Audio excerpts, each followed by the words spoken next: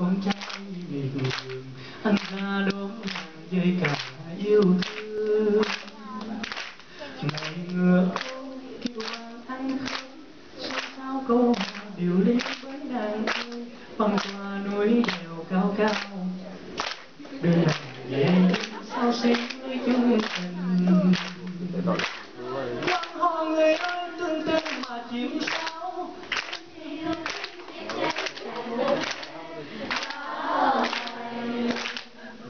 ai đã qua cầu đôi mình duyên tình thẳm sâu. Quan họ người ơi tương tư mà chim sao,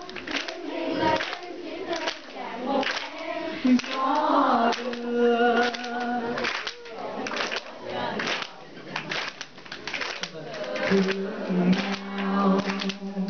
thương nhau lý tơ hồng.